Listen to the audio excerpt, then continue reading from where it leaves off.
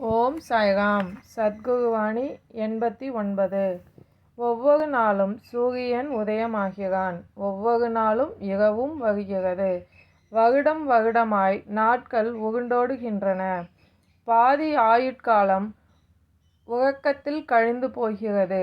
மீதமுள்ள பாதி ஆயுட்காலமும் கூட சுகசாந்தியை அளிக்காது.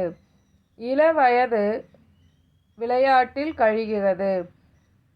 வாலிபம் தேக சுகத்தில் கழிந்து போகிறது. முதுமை உடல் உபாதைகளால் பீடிக்கப்பட்டிருக்கும். மனித பிறவி எடுத்தல் உடலை திடப்படுத்தி கொண்டு தேக சுகங்களை அனுபவிப்பதற்காக மாத்திரமே என்றால் விலங்குகள் கூட அச்செயலை செய்து கொண்டு தான் இருக்கின்றன.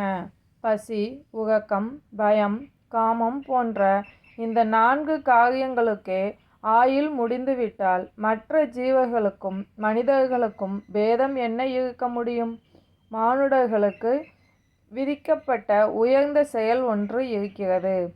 கர்ம பந்தங்களிலிருந்து விமுக்தி அடைவதற்காகவே நரஜென்மம் கிடைத்துள்ளது. மீண்டும் இந்த பிறவியையும் கூட அதே மார்க்கத்தில் செலுத்தினால் முக்தி எப்படி கிடைக்கும்? ஞானம் பெறுதலே இந்த ஜென்மத்தின் குறிக்கோள். அது தவிர மற்ற ஏதாகிலும் வீணானதேயாகும். காலம் மிகவும் பொன்னானது. அந்த உயர்ந்த காலத்தை ஞானத்தை தேடுதல், இறைவனை தேடுதல் போன்றவற்றில் ஈடுபட்டுள்ளவர்கள் கண்ணியமானவர்கள். என் வார்த்தைகளின் மீது நம்பிக்கை வை. ஓம் சாய்ராம். இந்த வாணிக்கான கேள்வி: இந்த ஜென்மத்தின் குறிக்கோள் என்னவா இருக்கணும்னு சாயப்பா சொல்கிறாங்க.